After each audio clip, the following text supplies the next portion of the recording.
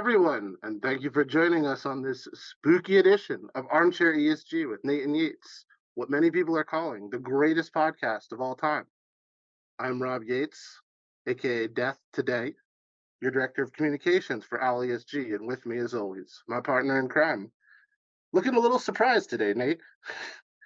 How you doing? I'm hanging in there. So this is what I get for not taking the time to get a costume doing. And Tess is losing her mind over here, so I'm trying to. And that's to everyone. I'm happy to introduce our marketing content manager, Tessa Shaw. How's it going today, Tessa? It's going. I'm repping my Eagles. Yeah, we're Heck not going to yeah. judge you for that too much. Well, we appreciate you coming on. It is my personal favorite holiday, to be honest, Halloween today. And we are talking about the sustainability impacts of Halloween. And Tessa, you've written an article covering this exact Yes. thing, which I encourage everyone to go on and check out in the library. And there are a number of things to discuss. We don't think about necessarily the impact we have with some of our holiday fun. And what's interesting is that we can have a massive impact, but there are also some pretty easy ways to address this. So today we want to look at three of the biggest things that Halloween does to the environment. So the first thing, the famous thing, you can see it behind me in the picture, coming up in other pictures. But Tessa, what is the thing that people tend to buy in bulk and make the most waste out of? It is pumpkins.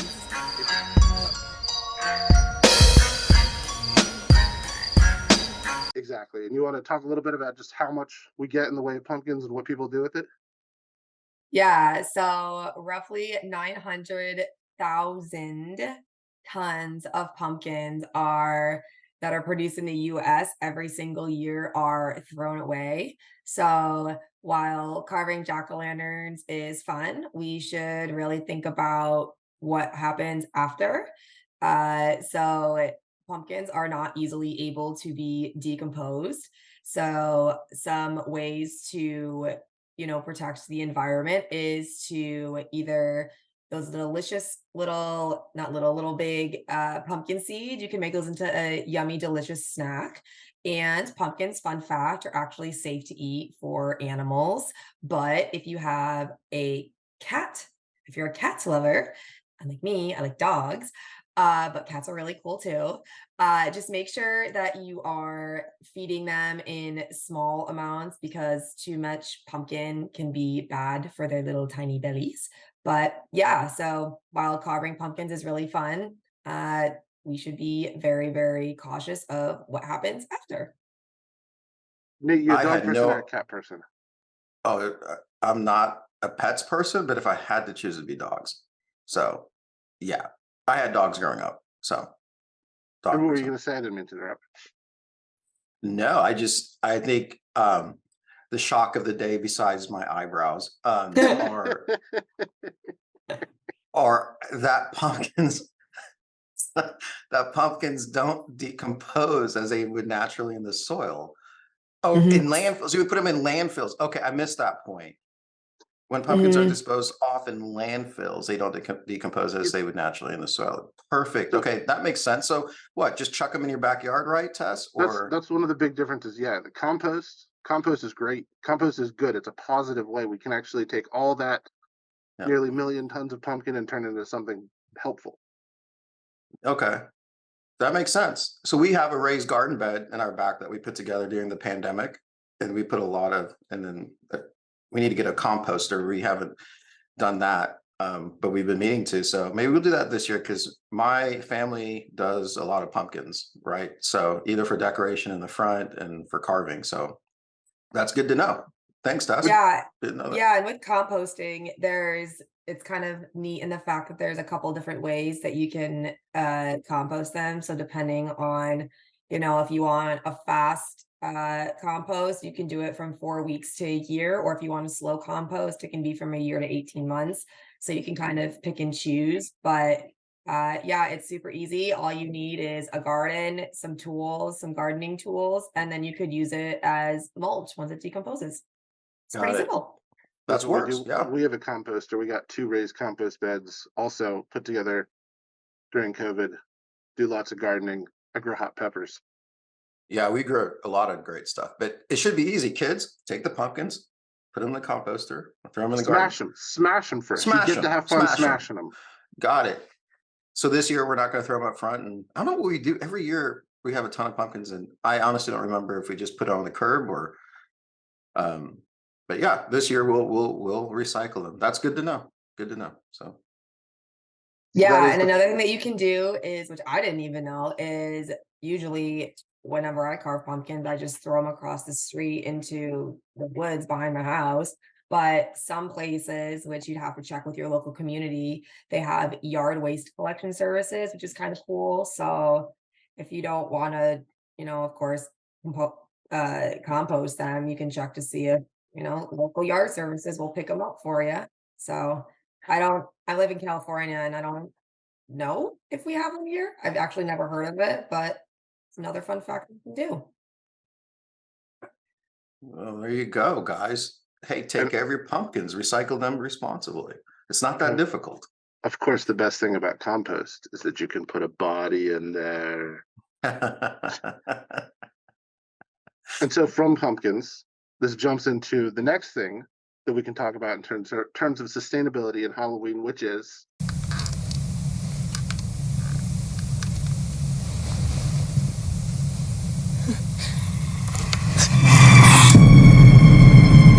Yep. Halloween costumes. So, Tessa, it is my understanding that people buy new costumes every year for Halloween and they spend a lot on it. And that leads to a lot of costumes being bought. Can you tell us a little more about it? Yeah, so with costumes, there are, and which goes for yourself, your kids, and even pet costumes.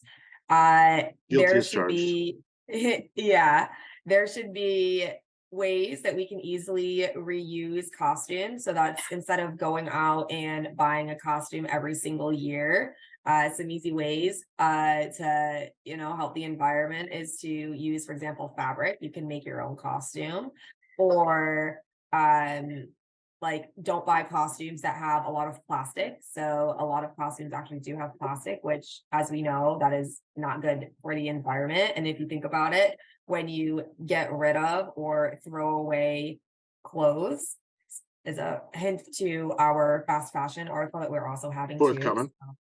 talk about more of that, but it is not easily able to be recycled. So instead of, just buying costumes every year, just reuse it. And then as far as how much we spend on costumes every year, for 2023, the predicted amount that we will spend is $4.1 billion on costumes, which is absolutely insane. It's good because then people talk about how they can't afford a house, but at least you have a nice costume. Mhm. What's your costume this year, Nate? uh, I think homeless Ahab or homeless.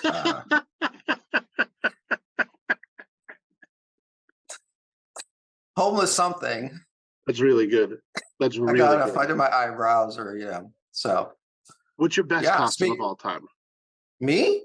Yeah. Oh, I'm a no fun person. I don't think I've had a costume since I was in middle school, honestly. And my Wow. kids do it. Yeah, oh yeah. I've never I mean, not. yeah, my kids. So my kids do it. I think my favorite costume is Isaac went as a fighter pilot. Top Gun Maverick was such a huge hit. So you got the flight suit, and his grandparents got him like this like flight helmet and everything. And you put it on him, he looked like he was like 25 years old. He's 10 or he was 9. And so that was probably my favorite. And my wife and my daughter, I mean, over the years, I forget what she was one year, and I didn't even recognize her. She came up the driveway. I was like, who's it? Was like, oh, that's Sarah. I can't remember. But so yeah, they're into, Sarah's building Isaac's costume this weekend in the garage. He's being a green Nice. army, those green army men things. So she has the boots, it took him 20 minutes to get into that thing. So It's actually a I'm really clever costume. yeah. So he wanted to be a Formula One driver, and I saw the cost of those costumes. I was like, yeah, we're not doing that. That's See? for Yeah, two you go to nights. Are you kidding Spirit. me? Yeah, Yeah. exactly. It's like you go to Spirit Halloween last minute and you spend what, 50 to plus dollars on a costume you literally only wear once. And then when you Yeah, do with this the was more. nothing, you can't return it. This was like 100 and some. It was like high. It Yeah. was almost That's $200. I was like, no way, not doing and that. we're just talking costumes. That's not even, you mentioned spirit. That's not mentioning or incorporating the cost of decorations too, Yeah, which we get a new decorations. one every year. Yeah, decorations. That's another thing is, I mean, some people just have literally, I was driving around a neighborhood nearby and like people have the crazy blow ups, like the skeletons and That's my house. pumpkins, and then the lights. And it's just Unbelievable. like not only how My much energy that is, but it's just like, do you really need all that every single? Some of I them don't. are really spooky though. Like there's a I, neighborhood across from me around the corner, and they have those big skeletons on the roof, right? And one was like a half human, half like spy. It terrified me how big that thing was on the roof. So for all of Halloween, I don't drive that way. It just that one was way too far for me. I was like, no, I'm good. so maybe I'll drop a picture of my house in here. At the front of my house, there's two trees. They're pretty far apart, and there's a giant spider web between them. And then behind that, there's like a fence with spikes on it, and then a graveyard behind that with zombies and skeletons. There's mummies and scary like uh like Japanese horror style witch women hanging from the trees. Then there's a body that's hanging from the door with a spider on it and more spider web. I got lights, I got animatronics that go crazy. It's awesome. I Really? love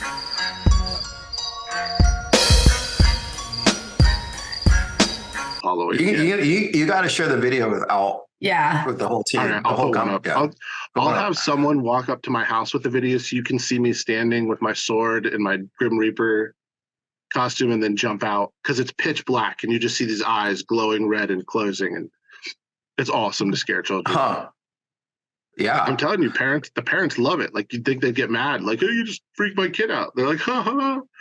All right. So I saw something on Twitter where it looked like the house was literally on fire. The windows were on fire. I mean, it really looked like it. That's They awesome. showed how they put. Oh wow! I said, I'm not sure I would want to do that because I don't know how many calls I'd get. For the people call the fire. The fire department to my house. It really like, looked. Wouldn't you think too that depending on where you live, I mean, I don't know if this is just something that happens in movies, but I would assume it would happen in real life, like where if you have a lot of decorations and stuff, it could potentially kill the electricity from people's houses nearby. But I don't know if that's still a thing. But I mean, depending on how much you have, that could be. I think that would take a lot for Christmas, maybe, because I go pretty crazy with Christmas lights too. So we do Christmas decorations. We don't do Halloween, but are we outpacing? Is Halloween about to outpace Christmas in terms of spend and decorations? Which I think I read somewhere. Is in terms of drinking. Yeah. Yeah, I can see that. Yeah, I can see that. I mean, those big warehouses, Tess, that have these. I will never go in there. I will never go in there. But I'm sure the plastic in there has to be just. Yeah. It's just unbelievable. So, yeah. So we are having fun with it, but Tessa, it makes an excellent point. Like, it's not just the costumes. I'm all about getting a new costume every year. We save ours. We give them to charity. There are actually charities out there that will recycle costumes for people that can't afford them. But more than that, old clothes, put a little time and effort into it. Like Nate, what your wife's doing, that's awesome. That's a really good way to preserve stuff. Tessa, what's your costume this year? What did I go as? So my roommate and I went as Curious George and the Yellow Man. Oh, nice. Is what we did. And then we partook in a little Halloween contest, and then the poster, whatever you want to call it, didn't know who we were. And we were so offended because everyone else around us got it. It was a do-it-yourself. I mean, I got a little tracksuit, which that's something you can do too, is if you get a costume. I mean, I always set a budget for myself, but if I get something, let me think of what would I get, and then what could I possibly rewear.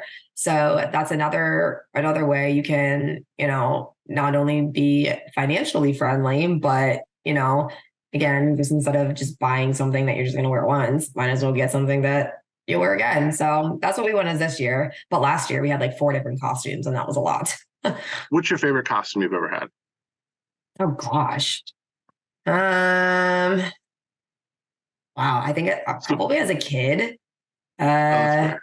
I don't know. Some people are so clever and creative, and I'm like, oh wow, I wish I did that. I mean, I went as a ladybug when I was really little. It was like this little had like a little hood, and it had the little head on it, and it had the ladybug shell on it, and it was furry. So that was, I think, in probably first grade. So that was really fun. Nice. I've been What is part of yours? planning. So I've been part of planning some pretty awesome Halloween parties, and then would always forget to do the costume part. And so I've thrown a couple together last minute. I took one where I got a white box and I drew wheels and a Mercedes symbol on it and just put that on. And another one where I wore khaki pants and a green shirt and I taped lemons and sticks to myself and I was a lemon tree. And that was That's hilarious. it just rolled with the punches. But I think the best costume I've ever seen, I was in college at a place called Buzz in a club called Nations that used to exist in DC. And they had a costume contest and somebody went as Optimus Prime. And he had taken all these boxes and formed a full Optimus Prime costume. And it was amazing.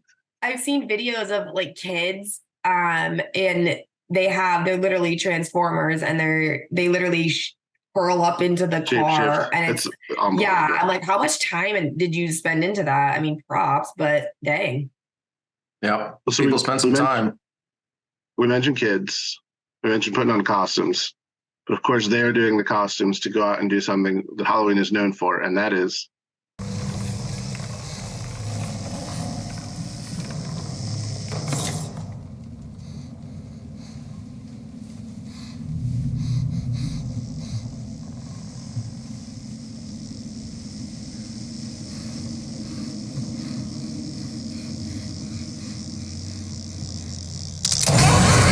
trick-or-treating. So, Tessa, are you going trick-or-treating this year? No, I don't. My trick-or-treating is alcohol. I would come for that trick-or-treating. Of course, kids, when they go trick-or-treating, they get candy. And as you have learned, what is my least favorite type of candy? Candy corn. And you have confirmed that at least my suspicions are correct about this. Can you tell everyone why? Oh, yeah. So, some fun facts about candy corn. They are not only not healthy for you, but they contain 12 ingredients, which is 4 sweeteners, such as sugar, corn syrup, dextrose, and honey. And then also food coloring. So, you have yellow 6, yellow 5, and red 3, which can have some negative effects. And those are in lots of other probably candy that you eat, probably maybe some actual foods. But aside from that, they can have side effects. So you could possibly get itching or hives. And fun fact that the coating on the outside, the really glossy coating, that is not sugar. That is not what you think it is. That actually comes from bugs. So it's come from the lac resin, which is derived from lac bugs, which are red insects that are native to Asia. So if you like eating bugs, go for it. Sound delicious, Nate? I hated candy corn before, and now it's like, so my theory on candy corn is they made a bunch of it one year, like all of it, and they didn't know what to do with it, so they just keep feeding that out for the next 50 years until they get rid of it. Like, because every time I look at it, I'm like, this looks like it's been around for the last 50 years, right? Yeah. What's your favorite candy? Me, I would have to go with it's either Kit Kat or Butterfinger, and I would say Kit Kat. Kit Kat wins for me. What about you? Choices. Mine, it's a little out there. People don't believe it. It's Payday. Oh, yeah. Oh, okay. I love Payday. What about you, Tessa? Well, when I could eat chocolate, I would probably say some good old peanut butter cups. Those are pretty good too. Or peanut M&Ms. Those are my favorite. But nice. Or what's your least? Go ahead. My least favorite? Oh, candy corn for sure. Oh, or nice. no, actually candy corn or licorice. I don't know who gives out licorice still. That's disgusting. Black licorice or red licorice? Yeah, which one? Well, definitely black, definitely red, but the only red licorice I would like is the cherry ones that you can peel because those are always fun. But those probably I still eat Twizzlers. When I'm stressed out, it's Coke Zero and Twizzlers. That's my late night, Coke Zero and So Twizzlers. for the record, Nate's lying. His late night is bourbon. I've been there with him. Oh, but that's not That's not stress. I'm talking about stress. There was a house.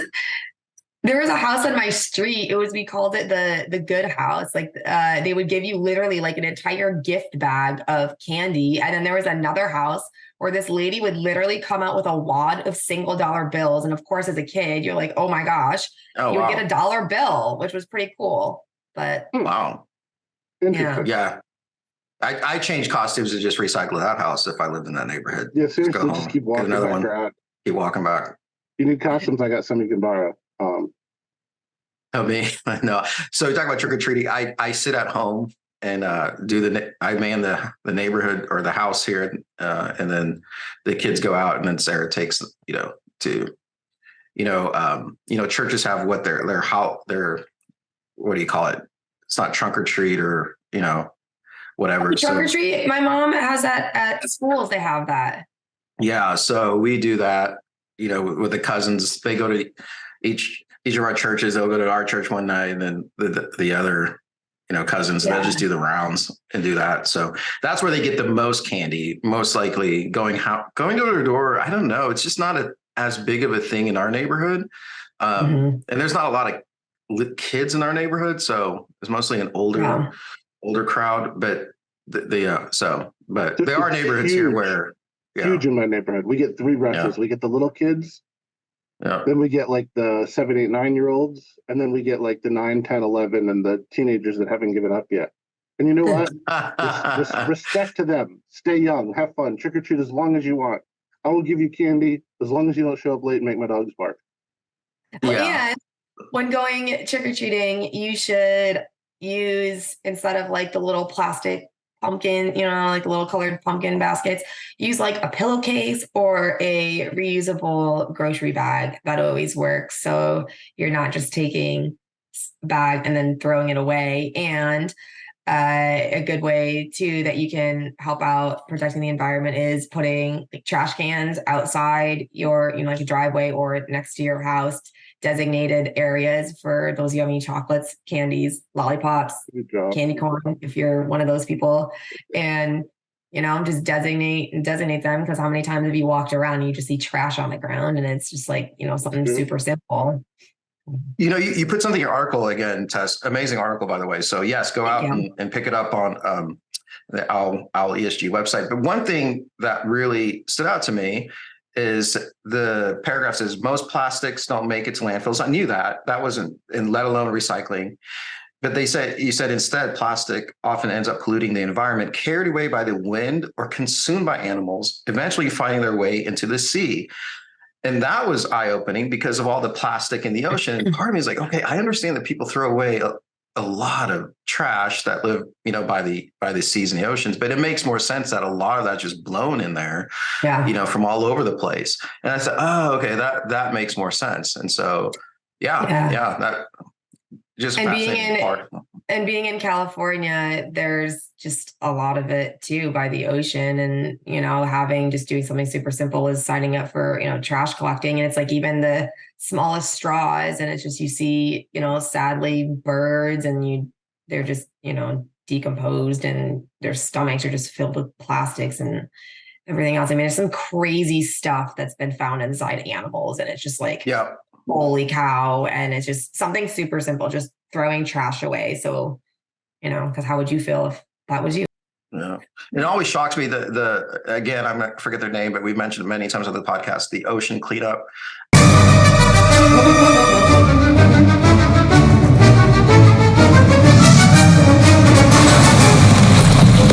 The Ocean Cleanup has reached a critical milestone in the development of their ocean cleaning technology, and recently announced that the nonprofit had reached proof of technology with the Ocean Cleanup System 2 during a recent press event held in Victoria, Canada. The kid that started at 19 or whatever from the Netherlands, it's amazing how much plastic they're pulling out using his technology. I'd have to look it up. Maybe we can do it for the show notes of who the organization is, but it is mind-boggling the amount of plastic that's being pulled out. And that's just not even the tip of the iceberg. It's the tip of the iceberg, which is which is sad, quite frankly. So, But it's a start. It's moving in the right direction, and it's awesome to see. But no one's sitting here saying we have to stop having fun. Enjoy your Halloween. Enjoy your Halloween to the fullest extent. Get awesome costumes. Be scary. Have fun, and enjoy. And just be a little responsible after it. Yeah, I'm gonna paint these on. So Sarah, when Sarah comes home, I'll be like, "Hey, you like it?" So I could walk upstairs like this, and my family just shrugged their shoulders, like, "Oh, are you going out like that?" I guess. I think Sarah would just turn around and walk away like, "You're a moron." Well, hey, Anyway, look, yes, everyone. yeah. Go ahead, Nate. I was gonna say Happy Halloween. So. Indeed. Happy Halloween. Thank you, everyone, for listening. Thank you, Tessa, very much for joining. Everyone, go to owlesg.com. Check out the library. Article is posted on Sustainable Halloween. We thank you for listening, for joining. We appreciate your time. Remember, like and subscribe. Have a happy and safe Halloween. Until next time, this is Armchair ESG with Nate Yates.